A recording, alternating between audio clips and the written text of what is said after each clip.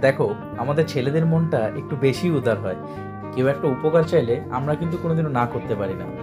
আর কিছু সময় এর খেসারতও আমাদেরকেই ভরতে হয়। আজ এমনই কিছু হলো আমার সাথে। সকাল সকাল আর চুল কাটতে চলে যাই, যাতে তাড়াতাড়ি বাড়ি এসে দিনের বাকি কাজগুলো করতে পারি। দোকানে গিয়ে একটু অপেক্ষার পরেই দুজনার পরে আমার লাইন আসতেই একটা ছেলে বলে, দাদা, আমার বাড়ি গোকুলপুর, একটু তাড়া আছে, আমি কি তোমার জায়গায় কাটতে পারি?